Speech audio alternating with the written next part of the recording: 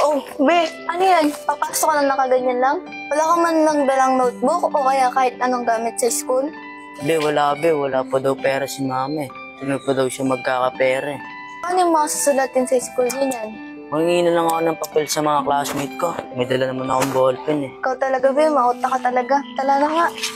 Anong grade mo na? Grade 2. Grade 2? Bay, ilang taon ka na? 16. 16? Nag-aaral ka ba?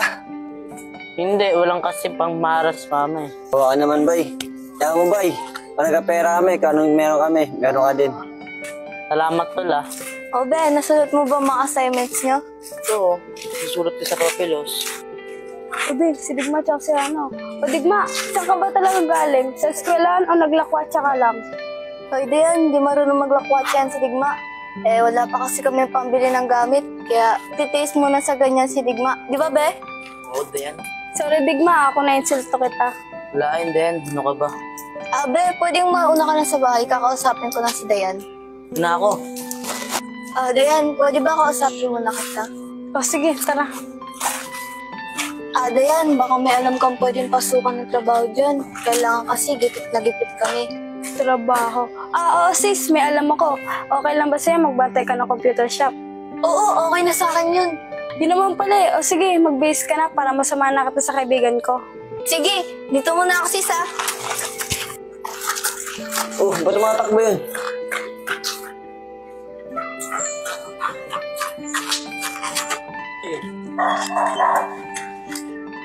Ba't mamadali ka? Be, pag hinanap ako ni tita, sabihin mo may pinuntahan ako ah. Bakit saan ka ba pumunta? Basta! Nangyari sa bahay niyo. Saan pupunta yun?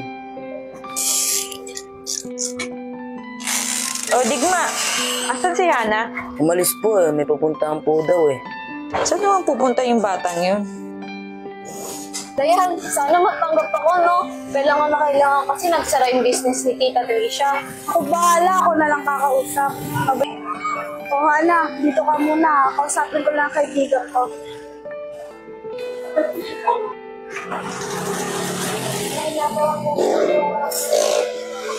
Sis, siya pala si Hana. Siya yung i-recommenda ko para magbantay ng shop ng mami. Hello po ate, good afternoon po. Hana, right? Willing ka ba talaga magbantay ng computer shop? Opo, kailangan na po kasi. Anytime po, pwede na po ako magsimula. O sige, Dayan, pwede na siya mag-start tomorrow. O Hana, narinig ko yun. Pwede ka na rin magsimula bukas. Salamat po ah. Sige na, bukas na lang papasok na ako sa loob ni Ate Kazuka. Dayan, salamat. Di na lang nandyan ka, hindi na ako nahihirapan maghanap ng trabaho.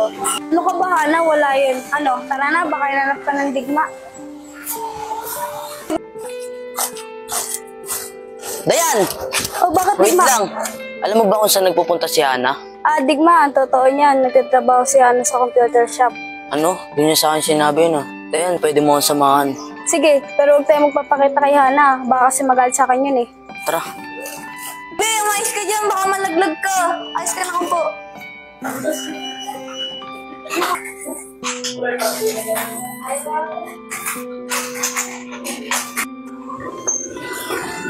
Uy, pasok.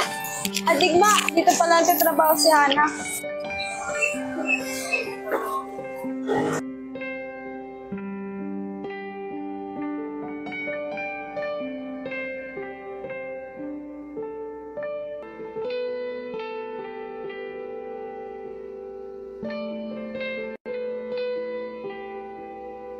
Digma, sipag ni Hana, no?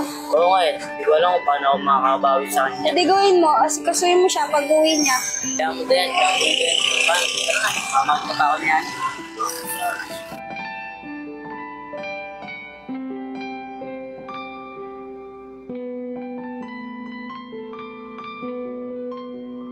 Be, kamusta naman yung lakad mo? Okay lang.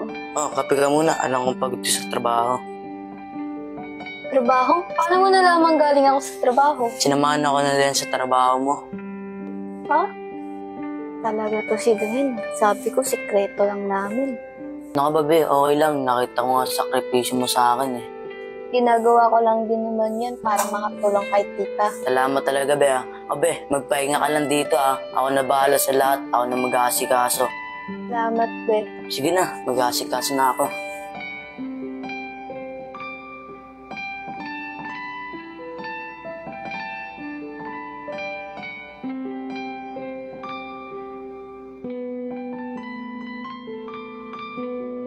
Nakakapanibago ka, be, ah. Nagugas ka na ngayon, ah.